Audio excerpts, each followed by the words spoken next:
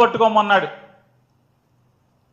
ఎవరైనా మేము చెప్పిన మాట అమలు కాకపోతే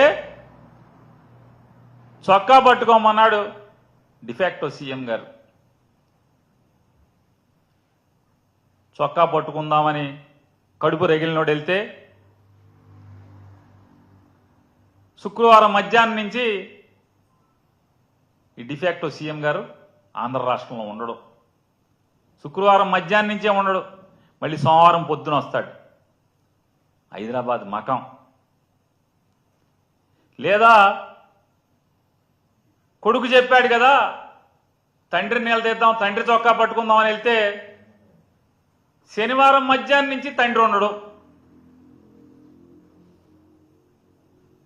సోమవారం వస్తాడు మళ్ళీ.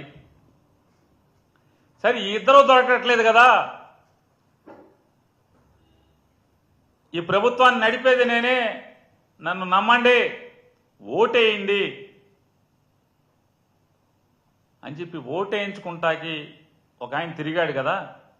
ఆయన కోసం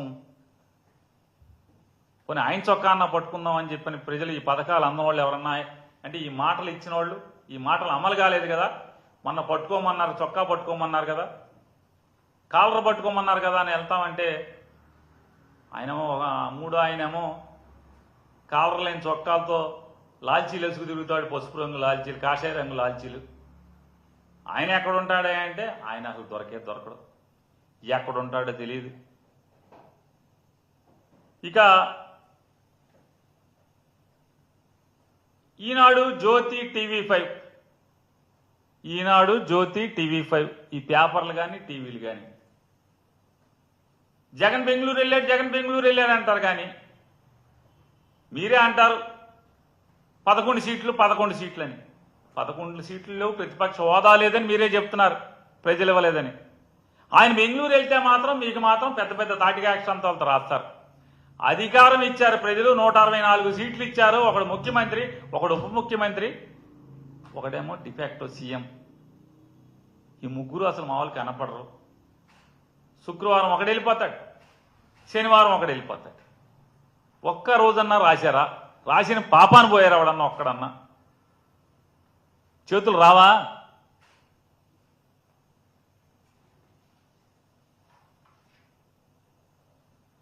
సాక్షాత్తు ఆంధ్రప్రదేశ్ రాష్ట్ర ముఖ్యమంత్రి. అసలు ఆయన మాటలు మాత్రం కోటలు దాడుతాయి. బెల్ట్ ఉంటే తోలు తీస్తానంటాడు, తాట తీస్తానంటాడు, షాపు సీల్ అయింది అంటాడు చంద్రబాబు నాయుడు గారు. ఆయన నియోజకవర్గం కుప్పంలో కానీ లేదా ఇంకొక ఆయన ఉన్నారు, రకరకాల అసలు మామూలుగా అపరిచితుడు అనాలా లేదా దశావతారం అనాలా అర్థం కాదు మనకి. అన్ని గెటప్లు ఆయనే. కాసేపు మనకు అపరిచితుల్లా కనబడతాడు పవన్ కళ్యాణ్ గారు, కాసేపు దశావతారాలు, అన్ని పాత్రలు ఆయనే. కాసేపు హోమ్ మినిస్టర్ని పీకేస్తానంటాడు. నిన్న మొన్న చెప్తున్నాడు అధికారులు ఇక ఉపేక్షించను, తోలు తీస్తా తాట తీస్తా అంటాడు. ఊళ్ళో మాత్రం ఉండడు, క్యాబినెట్ మీటింగ్లకు రాడు, సమీక్షలకు రాడు, ప్రభుత్వాన్ని నడపటాకు ఉండడు. వాళ్ళేమో 25 ఇచ్చాం 50 ఇచ్చాం ఉంటారు. ఏది నిజమో దేవుడికి ఎరగాలి, ఎర్ర పుస్తకానికి తెరవాలి. 25 ఇస్తున్నారా 50 ఇస్తున్నారా అనేది. ఇంకొకటి చెప్తాడు ఏదో టెండర్లో ఏదో చూస్తున్నామంటాడు. ఇక లేదా అనధికార ముఖ్యమంత్రి గారు ఒక ఆయన ఉన్నాడు, లోకేష్ నాయుడు గారు. అసలు రాష్ట్రంలో ఉన్న 164 నియోజకవర్గాలు లేదా 175 నియోజకవర్గాల సంగతి దేవుడి వరకు పక్కన పెట్టండి. వీళ్ళ 3 నియోజకవర్గాల్లో కుప్పం, పిఠాపురం, మంగళగిరి, ఈ 3 నియోజకవర్గాల్లో బెల్ట్ షాపుల్లో బ్రాందీ ఏరులై విచ్చలవిడిగా బహిరంగంగా వడ్డీ కొట్లలో ఫ్రిడ్జుల్లో పెట్టి అమ్ముతున్న పరిస్థితి మనకు కళ్ళకు కట్టినట్టు ప్రజలకు కనపడుతుంది. కళ్ళకు కట్టినట్టు ప్రతి బడ్డీ కొట్లో ఫ్రిడ్జ్లో బీరు, బ్రాందీ, విస్కీ. ఇవాళ ముగ్గురు నియోజకవర్గాలే ఈ రకమైన పరిస్థితులు ఉంటే ఇక మిగతా రాష్ట్రంలో ఉన్నటువంటి 172 నియోజకవర్గాల్లో ఎలా ఉంటుంది పరిస్థితి ఆలోచించమని అడుగుతున్నాను ఒకసారి ప్రజలందరినీ కూడా. నేను మాట్లాడేది కూడా మనందరం మీరు నేను రోజు చూస్తున్నది, మన కళ్ళతో కనులారా కంటున్నది, చెవులారా వింటున్న విషయాలే. నేనేం కొత్తగా చెప్పట్లా, వాళ్ళలాగా స్టోరీలు అల్లట్లేదు. ఇవాళ మద్యం ఏరులై పారుతుంటే వీళ్ళ ముగ్గురు ఎమ్మెల్యేలే కదా, ఏంటి వీళ్ళ బాధ్యత ఏంటి? రాష్ట్రాన్ని పొడిచేస్తామంటారు, వీళ్ళ ఊళ్ళల్లో మాత్రం మద్యం అనధికారికంగా బెల్ట్ షాపుల్లో విచ్చలవిడిగా ఏరులై పారుతుంటే అడిగేవాళ్ళు లేడు, ఆపేవాళ్ళు లేడు. ఇవాళ ఆంధ్రప్రదేశ్ రాష్ట్రంలో మద్యం పాలసీ ఏంటయ్యా అంటే,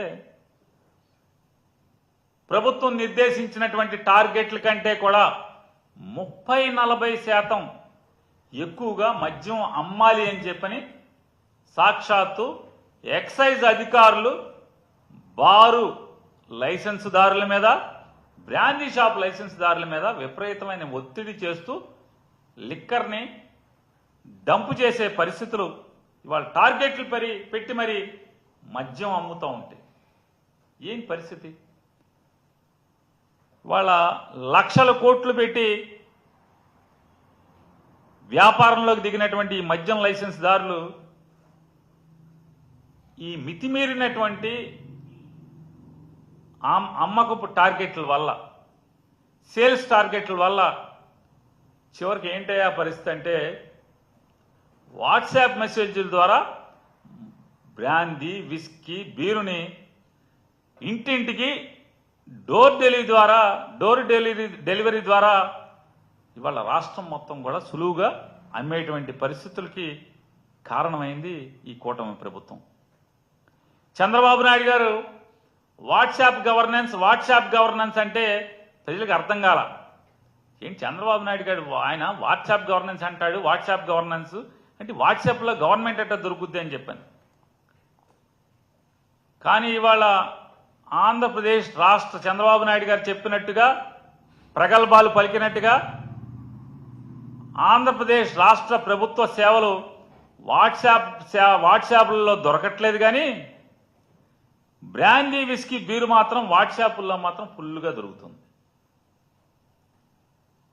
ఈ విచ్చలవిడి మద్యం అమ్మకాలు సంపద సృష్టి అంటే విచ్చలవిడిగా మద్యం అమ్మి తద్వారా సొమ్ము సృష్టించేటువంటి ఆలోచనతో వీళ్ళు హద్దులు లేనటువంటి ఈ మద్యం అమ్మకాల వల్ల ఇవాళ తాగుబోతులు పశువులుగా మారి విపరీతమైనటువంటి మద్యం అందుబాటులో ఉండటం వల్ల ఈ మద్యం అతిగా సేవించినటువంటి మృగాలు కొన్ని వయసు తారతమ్యం లేకుండా అమానవీయంగా అఘాయిత్యాలు, ఆడపిల్లల మీద అఘాయిత్యాలు, హత్యలు, నేరాలు, ఘోరాలు ఎక్కువగా జరుగుతున్నమాట వాస్తవమా కాదా? ఎందుకు